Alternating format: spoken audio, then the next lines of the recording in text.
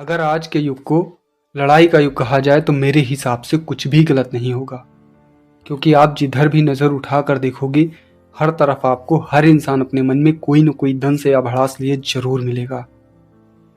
फिर चाहे वो किसी के मन में अपनी ज़िंदगी में सफल ना हो पाने की भड़ास हो, या किसी के मन में अपने सपनों के अधूरेपन की भड़ास हो, या फिर कुछ लोगों के द्वारा दूसरों का सब कुछ देखकर अपने पास ना हो पाने की भड़ास हो।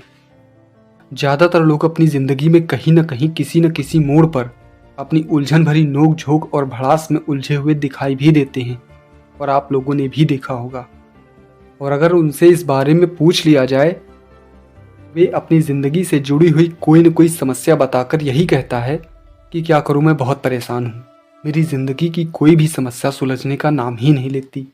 आज मैं आपसे एक बात पूछता हूं कि क्या आपने कभी ये सोचा है कि आपकी ज़िंदगी से जुड़ी हुई उलझनों या समस्याओं को सुलझाने के लिए जो सबसे पहले आप खुद को उलझा लेते हैं, फिर उसके बाद समस्याओं को सुलझाने के लिए आगे बढ़ते हैं, तो क्या यह तरीका आपका जो सही है? ज़रा कभी अपने आप से अकेले में जाकर पूछना।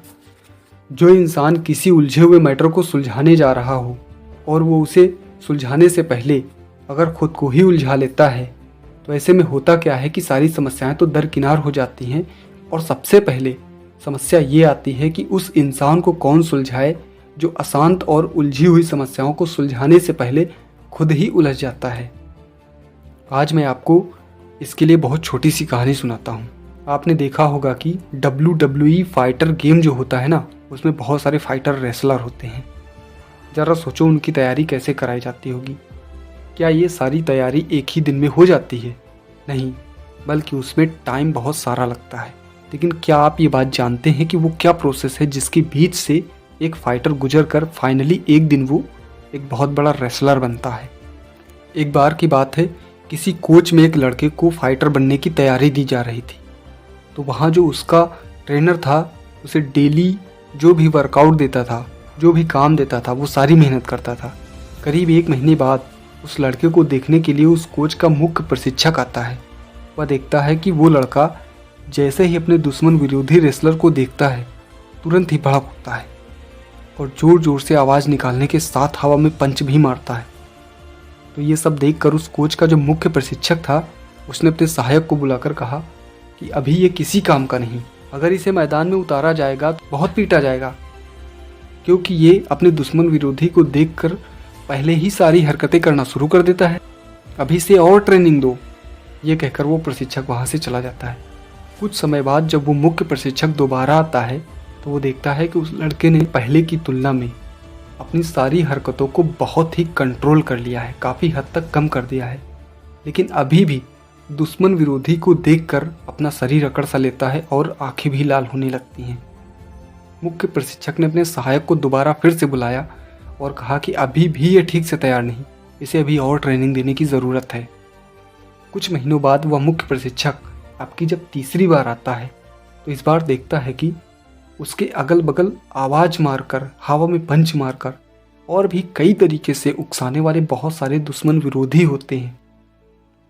फिर भी वो लड़का उकसाने के बावजूद चुपचाप शांत रहता है और अपनी ही जगह पर एकाग्र सतर्क अवस्था में खड़ा रहता है।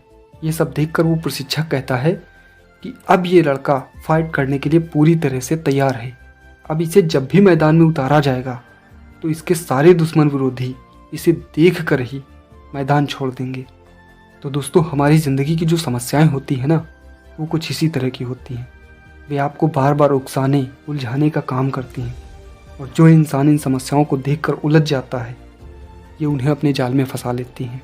आपने देखा होगा, जो छोटे छोटे नदी और नाले होते हैं, वो जरा सी बारिश होने पर भी उफनाने लगते हैं, और वहीं पर समंदर में कितनी भी बारिश हो जाए, लेकिन वो कभी भी उबाल नहीं मारता। इसलिए हमेशा याद रखो, तुम अपने स्वभाव में जितना अधिक धैर्य और गहराई ला सकते हो, लाने की कोशिश करो, क्योंकि खेल के मैदान में खिलाड़ी तो बहुत सारे होते हैं, लेकिन असली खिलाड़ी सिर्फ और सिर्फ उसी को माना जाता है जो खेल खेलने के साथ साथ मैदान मारने की कला भी जानता हो। तुम्हारी ज़िंदगी की जो समस्याएं हैं ना, उनसे लड़ना भी तुम्ही को पड़ेगा और उनको सुलझाना भी तुम्ही को पड़ेगा। अगर तुम्हारी जगह पर तुम्हारी ज़िंदगी की समस्याओं से कोई और लड़ता है, तो यकीन मान के चलो कि तुम्हारी ज़िंदगी की बागडोर किसी और के हाथ में होगी, ना कि तुम्हारे हाथ में। इसलिए अपनी ज़िंदगी की लगाम कभी भी किसी के हाथ में मत देना। अगर इसके लिए तुम्हें अपनी ज़िंदगी में झांक कर देखना पड़े तो झांक कर देखो। अगर खुद की कमजोरियों को ढूंढना पड़े तो खुद की कमजोरियों को ढूंढो। अपने पास्ट को अपना एक्सपीरियंस समझो, लेकिन योग्य जरूर बनो।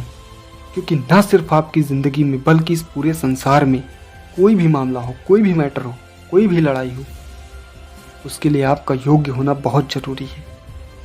कोई भी इंसान बिना योग्यता के ना तो अपने लिए कुछ कर सकता है और ना ही समाज के लिए।